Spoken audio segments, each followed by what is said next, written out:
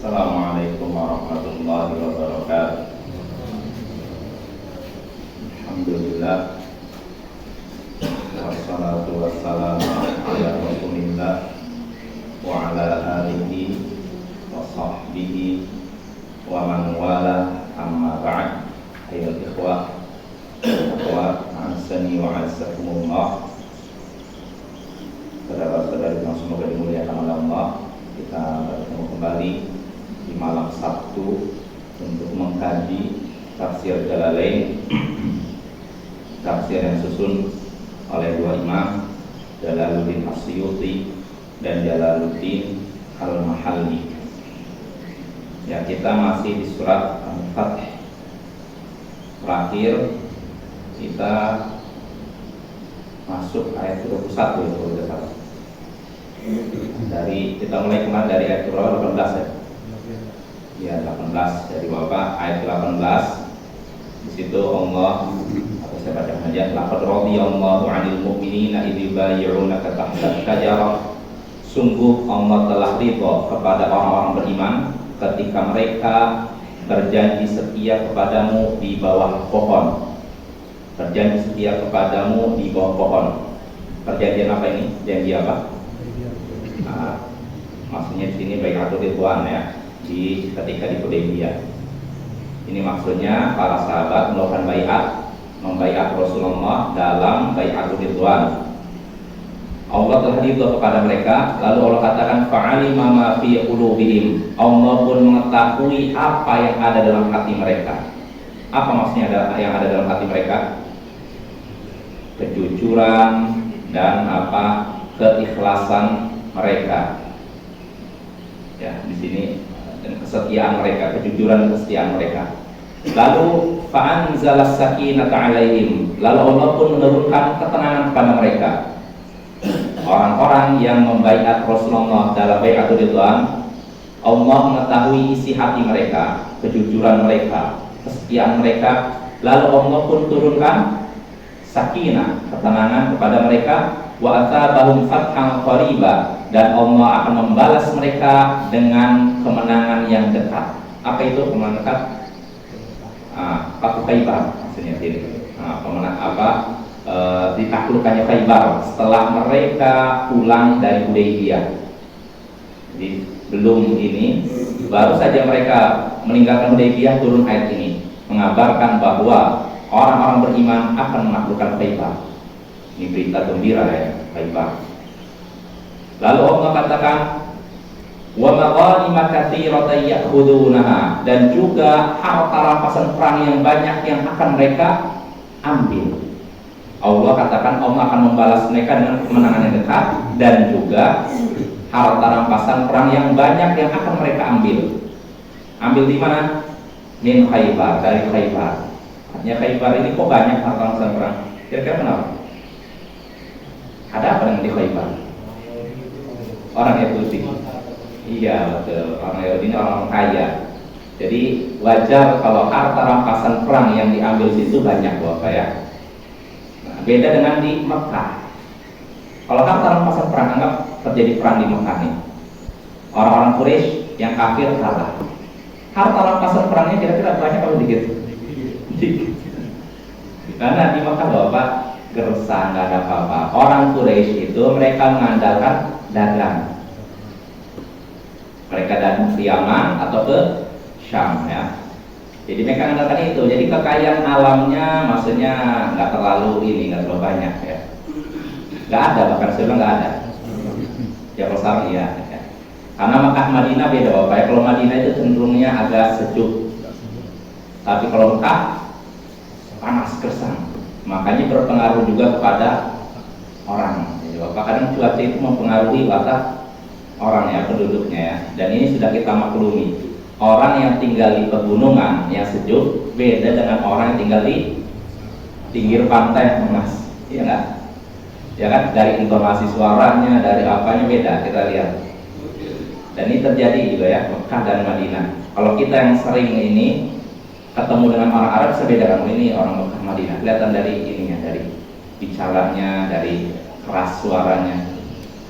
Nah ini Allah katakan tadi dan juga harta rampasan perang yang banyak yang akan mereka ambil, yaitu di Khaybar. Jadi Khaybar ini adalah Yahudi, tempatnya orang Yahudi, dan orang Yahudi adalah orang-orang kaya. Mereka banyak menyimpan harta dari hasil usaha mereka, yaitu usaha riba dan antaranya. Karena yang paling sering melakukan praktek riba adalah Yahudi. Wa kana Allahu azizan hakima, dan Allah maha perkasa lagi maha bijaksana. Ini menunjukkan di antara sifat Allah adalah aziz, perkasa, dan hakim, bijaksana. Hakim artinya memiliki hikmah, artinya perbuatan Allah mengandung hikmah. Segala sesuatu yang Allah takdirkan ada hikmahnya, ada sebabnya, ada tujuannya. Lalu Allah katakan wa'adakumullahu maghanima katsiratan ta'khudunaha. Allah sudah berjanji kepada kalian, Allah sudah menjanjikan kalian harta rampasan perang yang banyak, ta'khudunaha, yang akan kalian ambil. Dari mana? Kalau sebelumnya dari Khaybar. Kalau di sini minal futuhat, dari penaklukan-penaklukan yang nanti akan terjadi. Jadi sebelumnya Allah sudah mengabarkan bahwa kaum muslimin akan menaklukkan Khaybar, akan dapat harta rampasan perang yang banyak di Khaybar. Lalu pada ayat yang sekarang Allah katakan Allah menjanjikan kepada kalian harta rampasan perang yang banyak selain Khaybar yang akan kalian ambil, yaitu dari berbagai penaklukan di daerah-daerah yang ada. Fa'ajjala lakum hadhi, lalu Allah segerakan ke kalian yang ini. Yang mana? Khaybar dulu. Jadi Khaybar dulu, nah setelah itu baru berbagai penaklukan akan dilakukan oleh kaum muslimin. Wa kaffa aydiyan nasi 'ankum, dan Allah, dan Dia Allah menahan tangan-tangan orang dari kalian. Maksudnya mencegah orang-orang Yahudi untuk menghabisi kalian. Karena ketika kaum muslimin meninggalkan Madinah menuju Mekah, awalnya untuk umroh kan Madinah agak sedikit kosong Bapak ya. Walaupun tidak semuanya meninggalkan Madinah, ada penduduk, ada laki-lakinya, tapi kan agak kosong. Nah, orang-orang Yahudi ketika itu punya niat buruk. Mereka ingin memanfaatkan situasi seperti itu untuk menyerang, tapi Allah tahan. Faqadallahu fi qulubihim ru'b, kata Imam Al-Mahali sini, Allah pun lemparkan ke dalam hati mereka ar-ru'b, rasa takut. Rasa takut ya. Jadi mereka yang tadinya udah mau menghabisi kaum muslimin di Madinah jadi takut. Takut sendiri mereka. Mereka khawatir apa? Pembalasan dari kaum muslimin atau rencana mereka gagal. Walitakuna ayatan lil mu'minin, agar itu menjadi tanda bagi orang-orang beriman, tanda-tanda bagi orang mukminin, bagi orang-orang beriman, fi nasrihim, bahwa Allah telah menolong mereka. Wa yahdiyakum siratan mustaqima, dan agar Dia menunjukkan kepada kalian jalan yang lurus. Maksudnya tariqat tawakkul alaihi wa tafwidul amri ilaihi, yaitu jalan tawakal kepada Allah dan menyerahkan urusan pada Allah. Nah ini janji yang Allah berikan kepada siapa? Para sahabat. Jadi janjinya pertama, mereka akan mendapatkan apa? Harta rampasan perang di Khaybar. Lalu berikutnya penaklukan yang lain. Wa ukhra lam taqdiru 'alaiha, dan yang lain yang belum kalian kuasai. Maksudnya apa? Harta rampasan perang yang lain selain yang sudah disebutkan tadi, yang belum kalian kuasai. Qad ahatallahu biha, sungguh Allah telah meliputi itu. Maksudnya apa? Kata Imam Al-Mahali, alima annaha satakunu lakum, Allah tahu bahwasanya harta rampasan perang yang lain itu akan menjadi milik kalian, milik kaum muslimin ya. Wa kana Allahu ala kulli syai'in qadira, dan Allah maha kuasa atas segala sesuatu. Ailam yazal muttasifan bidzalik, Allah senantiasa memiliki sifat kuasa. Nah ini Bapak, jadi di sini janji Allah ya kepada orang-orang beriman bahwa mereka akan mendapatkan harta Khaybar, lalu harta-harta lain dari hasil perang ya. Lalu berikutnya Allah katakan, walau qatalakumul ladina kafaru lawallawul adbar thumma la yajiduna waliyya wala nasira. Seandainya orang-orang kafir itu memerangi kalian, niscaya mereka akan berbalik, lalu tidak mendapati satupun pelindung dan juga penolong. Seandainya orang-orang kafir itu memerangi kalian, orang-orang kafir siapa? Maksudnya orang kafir siapa nih? Musyrikin Quraisy, ya. Memerangi kalian di mana? Bil Hudaybiyah. Kata Imam Ma'ali, artinya seandainya musyrikin Quraisy memerangi umat Islam, memerangi para sahabat di Hudaybiyah, maka apa akibatnya? Lawal adbar. Mereka akan berbalik ke belakang. Artinya apa? Kalah, ya, kabur. Sebenarnya lawal adbar, mereka akan menampakkan dubur-dubur mereka. Secara bahasa begitu, Pak. Artinya apa orang menampakkan dubur? Ya lah, mundur kan, lari kan, kalah perang. Karena kalau misalkan tidak kalah kan berhadapan gitu. Ya ditampakkan depan muka kan, depan istilahnya bagian depan tubuh kita. Tapi kalau kalah menampakkan dubur, maksudnya apa? Kabur. Iya, menampakkan dubur artinya kabur. Nah ini kabar dari Allah. Jadi kalau misalkan orang-orang musyrikin Quraisy nekat memerangi para sahabat di Hudaybiyah ketika itu, akibatnya fatal bagi mereka. Mereka bukan mendapat kemenangan dan keuntungan, mereka justru dapat kekalahan dan kerugian, ya. Makanya Allah katakan gini, seandainya orang-orang kafir itu memerangi kalian, niscaya mereka akan berbalik ke belakang, kalah, lalu mereka tidak mendapatkan satupun pelindung dan tidak pula penolong. Yahrusum, kata Imam Al-Mahali, mereka tidak mendapatkan pelindung, yahrusum, yang menjaga mereka dari pembalasan kaum muslimin, ya. Sunnatullahi allati qad khalat min qabl. Sunnah Allah yang telah berlaku sebelumnya. Wa la tajida li sunnatillahi tabdila, dan engkau tidak akan mendapati perubahan pada sunnah Allah. Sunnatullah artinya apa? Ini sudah sunnatullah, kan ada orang itu. Artinya apa? Ketentuan Allah. Ketentuan Allah yang sudah berlaku sebelumnya. Di sini Imam Al-Mahali menyatakan masdar muakkadun li madmunil jumlah qablahu min hazimatil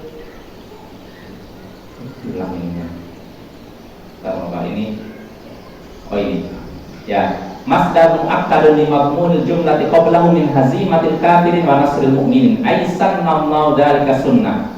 Jadi di sini ayatnya kan langsung gini, sunnatullah yang sudah berlaku sejak sebelumnya. Tiba-tiba Allah menyatakan sunnatullah, apa itu maksudnya? Padahal pada ayat sebelumnya, seandainya orang-orang kafir itu memerangi kalian, mereka akan kalah, lalu mereka tidak mendapatkan satupun pelindung dan nolong. Setelah itu Allah menyatakan sunnatullah yang sudah berlaku sejak sebelumnya. Sudah berlaku sebelumnya, dari sebelumnya. Apa maksudnya? Kok tiba-tiba sunnatullah? Di sini kata Imam Al-Mahali, di sini ini adalah masdar. Masdar itu apa ya? Kata dasar, ya. Kan sebutkan sunnatullah yang sudah berlaku sebelumnya. Sebenarnya ada kata kerja yang tidak disebutkan. Maksudnya apa? Maknanya sebenarnya Allah menetapkan sunnahnya yang sudah berlaku sejak sebelumnya. Nah itu maksudnya. Karena kalau dalam ayat tadi kan langsung sunnatullah, sunnah Allah, ketetapan Allah. Jadi ada kata kerja yang tidak disebutkan. Maksudnya apa kata kerjanya? Allah menetapkan sunnatullah. Allah menetapkan ketetapannya yang sudah berlaku sejak sebelumnya. Ya, itu maksudnya. Apa keputusan Allah di sini? Kata Imam Al-Mahali, yaitu kekalahan orang-orang kafir dan pertolongan kepada orang-orang beriman. Allah sudah menetapkan demikian. Keputusan Allah mau menetapkan keputusannya bahwa orang-orang kafir akan kalah dan orang-orang beriman akan mendapatkan pertolongan. Ya. keputusan Allah ini, sunnah Allah ini, sudah berlalu sejak dulu, ya, sudah dahulu kala. Artinya bukan ketika itu saja. Jadi Allah akan menolong orang beriman dan mengalahkan orang kafir. Ini bukan sejak turunnya ayat ini saja, tapi sudah sejak dahulu kala. Sejak kapan? Kira-kira? Ya sejak Allah mengutus para rasul. Sejak Allah mengutus Nabi Nuh, Nabi dan setelahnya, para rasul setelahnya. Artinya sudah merupakan sunnatullah. Allah akan menolong para rasulnya dan juga menolong hamba-hambanya yang berjuang membela agamanya. Ini sunnatullah, ketetapan Allah. Lalu Allah katakan untuk memperkuat, walan tajida li sunnatillahi tabdila, dan engkau tidak akan mendapatkan perubahan pada sunnatullah. Artinya sunnatullah ini, putusan Allah ini sudah apa? Tetap, permanen, berlaku untuk sepanjang masa. Nah ini Bapak ya, ini maksud firman Allah Ta'ala tadi. Nah itu surat Al-Fath dari ayat ke-18 sampai ayat ke-23. Nah dari ayat-ayat tadi kita bisa mengambil pelajaran. Di antaranya, pertama, di antara sifat yang Allah miliki yaitu ridho. Bapak-bapak, ridho. Ridho maknanya apa? Senang. Senang maknanya apa? Ridho. Ridho maknanya apa? Senang. Suatu yang jelas, kalau diperjelas malah makin tidak jelas.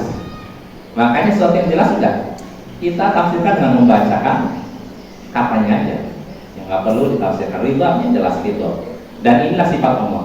Ini keyakinan Ahlus Sunnah wal Jamaah. Ahlus Sunnah wal Jamaah menetapkan sifat Allah, bahwasanya ridho termasuk sifat Allah. Nah, berbeda dengan sekte-sekte sesat lainnya seperti Mu'tazilah, Jahmiyah, Asy'ariyah. Mereka semua menolak ini. Kalau Jahmiyah jelas, mereka menolak semua sifat Allah. Allah nggak punya sifat sama sekali. Bahkan mereka menolak nama Allah. Ini Jahmiyah. Tapi kalau Mu'tazilah, mereka menetapkan nama Allah, namun menolak sifat-sifatnya. Allah misalkan dalam Al-Quran Ar-Rahmanir Rahim, yang maha pengasih lagi maha penyayang. Allah memiliki nama Ar-Rahman dan Ar-Rahim, tapi Allah tidak punya sifat kasih dan sayang. Nah ini Mu'tazilah ya. Kalau Asy'ariyah, Maturidiyah, mereka menerima nama-nama Allah, menetapkan nama-nama Allah, tapi menerima sebagian sifat Allah dan menolak sebagian sifat Allah. Dan menolaknya tentunya dengan cara yang halus, takwil ya. Di antaranya sifat ridho. Kata mereka ridho itu artinya membalas kebaikan. Mereka tidak menetapkan sifat ridho. Yang mereka tetapkan bahwa sifat Allah itu cuma berapa? Ada yang hafal? Tidak atau itu yang tahu? 13, 20. Nah itu. Itu aja. Makanya sifat bijak, hakim nggak ada kan? Ada tidak? Hikmah, bijaksana ada tidak dalam sifat 20? Ada kan? Lalu apa lagi? Coba yang tidak ada di sini. Nah, sifat kalau alim ada, qadir ada, qudroh ada kan? Lalu kalau sifat aziz ada tidak? Nggak ada juga kan? Lihat. Bagaimana bisa nama sifat Allah begitu banyak mereka batasi cuma 13-20? Nah, kalau mereka ditanya kenapa Anda tidak menetapkan sifat ridho, atau misalkan yang sifat yang sering kita baca di surat Al-Fatihah, Ar-Rahman Ar-Rahim, yang maha pengasih lagi maha penyayang, berarti Allah punya sifat kasih dan sayang kan? Nah, Asy'ariyah menolak itu. Mereka nggak menetapkan sifat Ar-Rahman Ar-Rahim. Terus maksudnya apa Ar-Rahman Ar-Rahim? Keinginan untuk membalas kebaikan. Mereka tidak menetapkan sifat kasih dan sayang. Alasannya apa? Kalau kita menetapkan sifat kasih dan sayang, yang namanya kasih sayang itu kecenderungan hati kepada orang yang disayangi dengan sertai ketundukan, kelembutan, kelemahan, dan ini tidak mungkin terjadi pada Allah, kata mereka. Karena itu Allah tidak punya sifat kasih dan sayang. Mereka tolak seperti itu. Jadi mereka tolak. Nah, sebagian sifat mereka terima dan sebagian sifat mereka tolak. Dan ini tentu saja pendapat yang aneh, Bapak ya. Kalau memang mereka menyatakan sifat rahmat ini tidak bisa ditetapkan untuk Allah, sifat kasih tidak boleh ditetapkan untuk Allah dengan alasan menyerupai sifat makhluk, maka saya tanya Bapak, makhluk punya sifat tahu tidak? Tahu, mengetahui. Manusia punya kan? Sifat mengetahui. Kalau memang katanya kita nggak boleh menetapkan sifat yang dimiliki makhluk, nah, mengetahui juga sifat makhluk. Harusnya mereka tiadakan kan? Mereka tolak. Tapi anehnya mereka tetapkan. Padahal manusia juga punya sifat tahu. Kan harusnya gitu.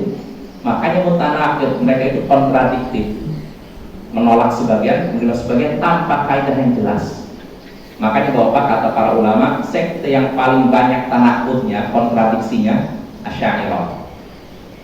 Beda dengan Jahmiyah, konsisten, nama Allah tidak punya nama dan sifat, selesai. Atau Mu'tazilah, Allah punya nama tidak punya sifat, konsisten. Tapi kalau Asy'ariyah, Allah punya sifat yang ini tidak.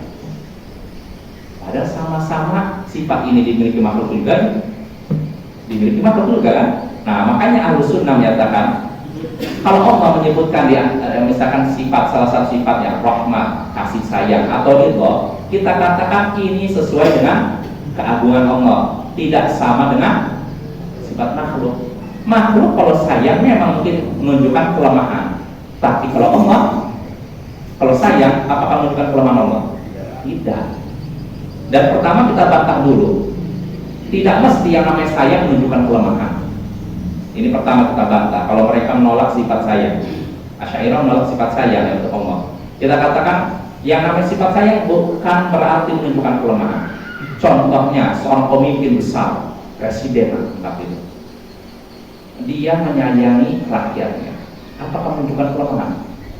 Tidak, justru menunjukkan, ya tidak. Kalau ada presiden menghormati rakyatnya, kira-kira rakyat senang tidak sama presiden lagi? Senang, bukan malah jatuh kan? Nah ini berarti sayang itu tidak menunjukkan kelemahan. Kalaupun anggap sayang adalah sifat yang mengandung kelemahan, ini sayangnya makhluk. Adapun sayangnya Allah tidak menunjukkan kelemahan. Nah ini Bapak ya, termasuk ridho juga. Jadi orang-orang Asy'ariyah menolak sifat ridho dengan alasan sifat ridho ini dimiliki makhluk. Maka kita balas, kalian menetapkan sifat qudrah, kuasa, mampu. Manusia punya sifat mampu tidak? Punya. Loh, kenapa kalian tolak? Ya kan gitu. Kita balikan lagi kan? Bingung mereka. Nah ini Bapak ya. Karena mereka tidak punya kaidah yang jelas, pasti hanya menggunakan akal, logika. Dan memang di antara prinsip Asy'ariyah, mereka mendahulukan akal dibandingkan nakal. Jadi mereka ayat atau hadis-hadis tentang sifat Allah baru mereka terima kalau sesuai dengan akal mereka. Kalau tidak sesuai, mereka takwil, mereka tolak atau mereka takwil, atau diserahkan maknanya kepada Allah, takwil. Nah ini prinsip Asy'ariyah yang dibukukan dalam kitab-kitab mereka. Di antaranya ditetapkan oleh Ar-Razi dalam kitabnya apa itu yang dibantah oleh Syekhul Islam panjang lebar. Jadi mereka punya namanya prinsip akal itu yang utama, hadis belakangan. Kalau misalkan hadis sifat atau ayat tentang sifat bertentangan akal, harus ditakwil kata mereka, harus dibelokkan maknanya, tidak boleh ditetapkan. Ya, jadi mereka mengagungkan akal sehingga akhirnya mereka banyak melakukan penyimpangan, ditolak hadis-hadis yang banyak. Di antara hadis misalkan mereka mengatakan, oh ini hadisnya ahad.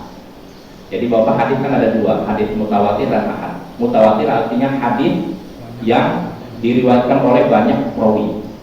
Kalau ahad cuma satu. Nah mereka menyatakan, ini Asy'ariyah juga kontradiksinya Bapak ya. Mereka kalau Mu'tazilah menyatakan hadis ahad gak bisa dipakai dalam masalah akidah dan hukum. Akidah harusnya masalah sifat Allah, masalah hari kiamat, sifat malaikat, ini akidah kan. Begitu juga hukum. Hukum itu masalah misalkan apa hukum makan kelelawar misalkan. Lalu ada hadisnya. Kalau hadisnya ahad nggak bisa terima. Ini menurut Mu'tazilah. Tapi kalau Asy'ariyah dibedakan. Kalau hadis ahad ini dalam masalah hukum kita terima.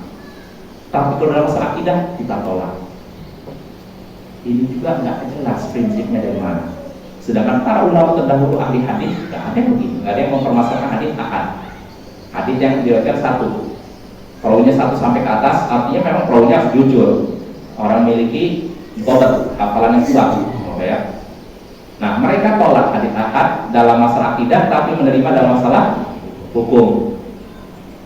Pokoknya kalau ada hadis ahad dalam masalah akidah mereka tolak. Karena apa? Akidah ini dhonni, sifatnya dugaan kiraan. Kalau mutawatir yakin. Tapi anehnya dalam banyak kasus mereka menolak hadis-hadis yang tidak sesuai dengan akal mereka, padahal hadisnya mutawatir. Intinya hawa nafsu, bukan masalah ahad atau tidak. Intinya hawa nafsu, kalau sesuai dengan akal mereka tolak. Banyak bapak hadisnya tentang belumullah, ketinggian Allah. Hadisnya banyak.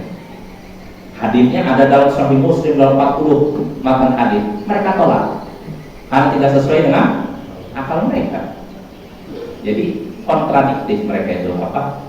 Ucapannya itu bertabrakan. Makanya kalau untuk membantah mereka lebih mudah dibandingkan bantah Mu'tazilah. Dan makanya seringnya Mu'tazilah membantah Asy'ariyah karena sikap mereka kontradiktif, sering bertabrakan ucapan mereka, pendapat mereka. Dan bapak-bapak kalau kita melihat Asy'ariyah generasi awal dan generasi belakang beda. Kalau generasi awal setelah Imam Abu Hasan al-Asy'ari, Imam al-Baqilani, terus Al-Hadith al-Muhasibi dan golongannya, mereka masih mengagungkan hadis-hadis. Tapi kalau Asy'ariyah belakangan udah lepas kontrol. Makanya Syekhul Islam Ibnu Taimiyah ketika membantah Asy'ariyah belakangan, beliau menukil ucapan Asy'ariyah terdahulu dibantah. Jelas apa ya? Contohnya Asy'ariyah zaman dahulu mereka tidak menolak ketinggian Allah. Nah, Imam Al-Baqilani beliau punya kitab At-Tamhid, beliau menyatakan menetapkan tentang ketinggian Allah di atas arsy. Bahkan beliau membantah Mu'tazilah dan lainnya. Al-Baqilani ini termasuk kata Syekhul Islam seorang Asy'ariyah yang paling bisa dibilang paling berilmu lah, paling baik dari kalangan Asy'ariyah. Tapi walaupun begitu, walaupun dianggap Asy'ariyah, beliau menetapkan ketinggian Allah. Tapi Asy'ariyah belakangan, gimana pendapatnya? Allah tidak di atas, tidak di bawah, tidak di luar alam, tidak di dalam alam. Berarti tidak ada namanya, tidak di atas, di bawah, tidak di kiri, tidak di kanan, tidak di luar alam, tidak di dalam alam, tidak ada. Nah ini pendapat orang belakangan. Tapi orang dulu nggak seperti itu. Orang dulu karena mungkin masih dekat dengan ulama salaf, dekat Imam Ahmad, jadi akidah mereka masih sedikit terjaga. Tapi yang belakangan sudah pengaruh ilmu, kalau pengaruh Mu'tazilah, berubahlah akidah mereka. Dan Asy'ariyah belakangan mereka lebih condong ke Mu'tazilah. Akidah mereka lebih dekat kepada Mu'tazilah dibandingkan Asy'ariyah terdahulu. Belum lagi mereka juga Asy'ariyah belakangan sudah dimasuki Sufi juga, ajaran Sufi, sehingga akhirnya banyak macam-macam. Uniknya Bapak, Asy'ariyah belakangan, kan Asy'ariyah terdahulu menerima hadis ahad kan dalam masalah akidah. Kalau yang belakangan tidak terima hadis ahad dalam masalah akidah. Tapi anehnya mereka menetapkan masalah akidah melalui kasyaf, melalui mimpi. Hadis ahad tidak diterima walaupun sahih, tapi mimpi bisa lihat lah di YouTube atau apa orang-orang model gitu. Mereka menolak misalnya hadis tentang ketinggian Allah dengan alasan hadisnya ahad. Tapi anehnya mereka menetapkan perkara akidah menggunakan mimpi, kasyaf, penampakan perkara gaib syekh-syekh sufi. Nah ini kan aneh ya. Jadi hadis yang dari Nabi ditolak, tapi dari hasil mimpi bayangan gurunya itu diterima, Bapak ya. Itu sedikit tentang Asy'ariyah supaya kita tahu ya bagaimana akidah mereka itu. Ya, jadi kesimpulannya Allah memiliki sifat ridha sesuai dengan keagungan dan kebesaran Allah. Lalu faedah berikutnya yang bisa kita petik dari ayat 18, keutamaan para sahabat Nabi yang mengikuti bai'atul ridwan. Ya, sebab dalam ayat tadi Allah menyatakan Allah telah ridha kepada mereka, lalu Allah turunkan ketenangan kepada mereka dan menjanjikan kemenangan yang dekat kepada mereka.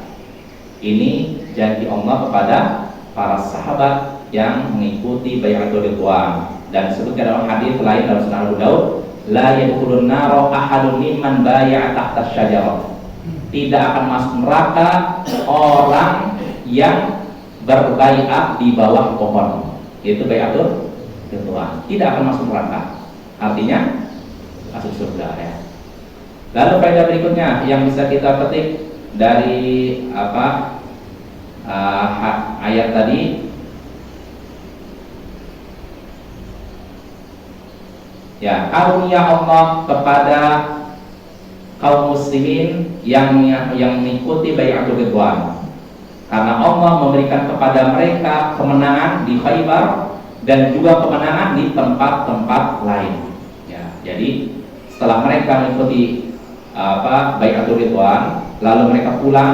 Nah, ketika pulang dari situlah turun wahyu yang mengabarkan bahwa mereka akan mendapatkan harta rampasan perang di Khaybar dan di tempat-tempat lain. Lalu faedah berikutnya yang bisa kita petik dari ini ayat tadi, termasuk sunnatullah, ketetapan Allah, bahwa Allah akan menolong hamba-hambanya yang beriman dan mengalahkan orang-orang yang kafir kepada Allah. Nah, ini bisa kita lihat dari ayat yang terakhir, sunnatullahi allati qad khalat min qabl.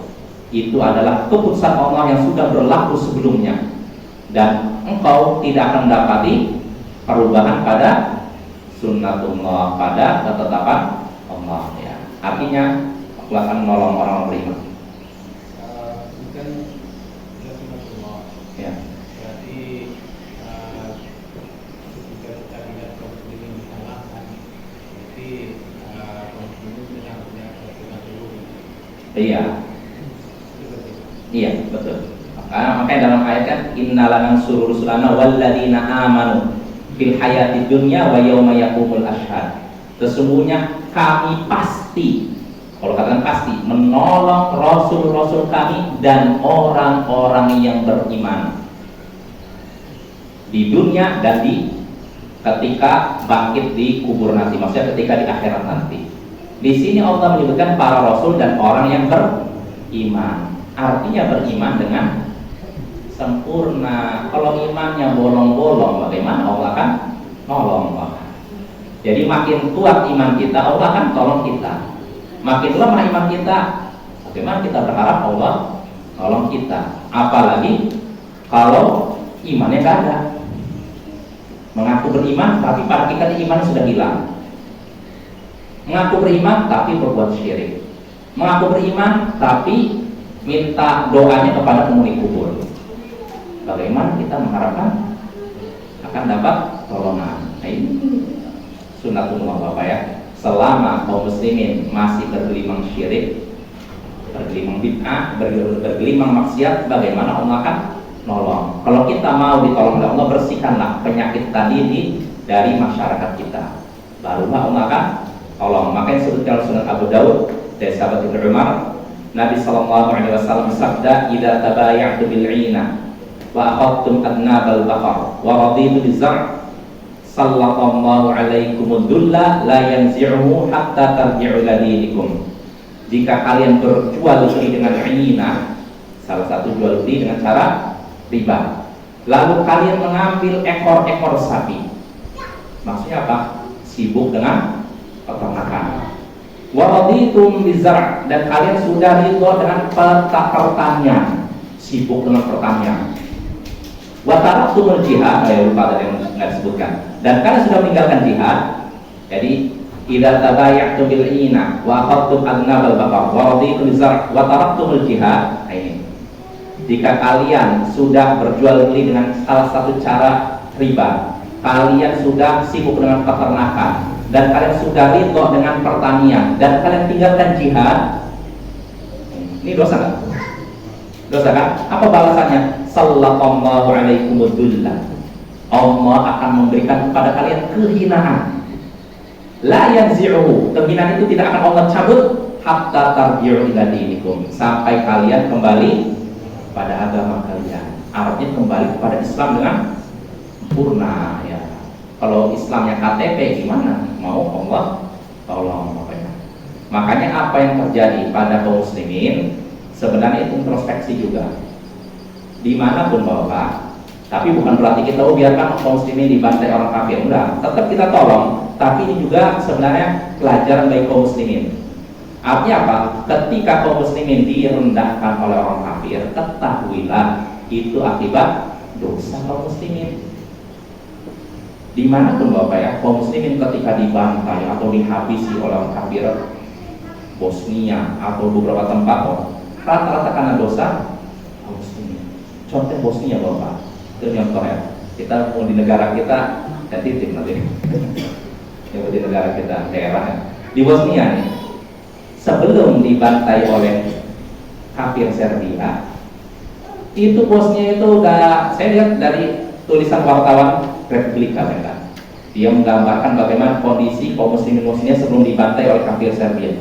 Ketika itu yang namanya kehidupan anak-anak muda muslim udah parah sekali, diskotik tersebar di mana-mana, pergaulan bebas udah nggak terkontrol lagi. Dan ketika itu kalau orang mereka punya hari raya, muslimnya ikut. Nah nanti kalau muslim ada hari raya, mereka pun datang. Udah nggak jelas Bapak, muslim udah nggak jelas, masjid kosong, udah nggak ini lah pokoknya apa istilahnya syiar Islam itu udah meredup begitu. Nah barulah ketika umat Islam udah seperti itu, Serbia berani untuk membantai habis, dihabisi, perempuannya diperkosa, dibunuh, lalu dibuang ke dalam sungai.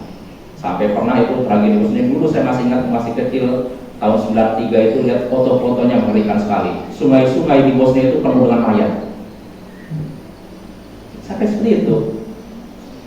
Jadi itu pelajaran. Nah, ketika sudah dibantai, barulah sebagai muslimin sadar, orang yang selama ini dekat dengan kita, sama-sama maksiat dengan kita, sama-sama mabuk dengan kita, kok tiba-tiba seperti hewan buas ya, menghabis kita, membantai. Barulah sadar kaum muslimin sana, barulah teringat masjid. Mereka pun ke masjid, sholat tapi bingung cara wudunya gimana ya? Karena selama ini nggak pernah sholat coba. Nah, barulah di situ sadar. Dan juga tentu saja Allah nolong mereka lewat saudara-saudara mereka kaum muslimin dari Arab yang menolong mereka. Jadi ketika Bosnia bergejolak, kaum muslimin di Timur Tengah bergerak. Bagaimanapun itu saudara seiman kan, mereka pun bergerak membantu. Nah akhirnya Allah takdirkan Serbia mundur, terhentilah pertumpahan darah. Akhirnya Muslim Bosnia sudah mulai sedikit sadar dengan Islam lah. Yang wanita-wanita yang selama ini nggak pakai jilbab sudah pakai jilbab. Nah ini setahun, 2 tahun, 10 tahun, nggak sampai 20 tahun saya saksikan di koran kaum muslimah Bosnia sudah senang pakai pakaian ketat, nggak pakai jilbab lagi. Jadi kan sedih juga kan? Mereka sudah merasakan bagaimana sakitnya dihabisi, dibantai orang kafir. Harusnya mereka jaga Islam mereka, jaga akhlak mereka. Tapi yang kondisi yang sekarang Bapak menyedihkan juga, mereka sudah mulai melupakan Islam. Jadi sudah sunatullah Bapak, kalau misalkan dimanapun kaum muslimin dibantai, biasanya karena umat Islamnya melupakan Islam. Kalau umat Islam yang berpegang teguh pada Islam, orang kafir pun segan, berani. Kalau menampakkan keislaman segan. Tapi kalau umat Islamnya sendiri malu menampakkan keislaman, malas mempraktekkan keislaman, ya sudah, orang kafir tidak lagi takut. Kita semua ya. Ini sunatullah yang terjadi pada umat ini. Jadi kesimpulannya, kalau kita ini mau tidak dihinakan, direndahkan, ya kita harus kembali kepada Islam. Praktekanlah Al-Quran dan Sunnah, praktekanlah tauhid, jauhi syirik, pegang teguhlah sunnah Nabi, campakkan bid'ah. Kita melakukan amal ketaatan, campakkan maksiat. Ya, kalau kita mempraktekkan seperti itu, pasti Allah menolong kita. Maksudnya kok pasti? Insya Allah dong. Ya kalau saya yang berjanji, saya nyatakan insya Allah. Tapi kalau Allah yang berjanji, ya, tapi insya Allah.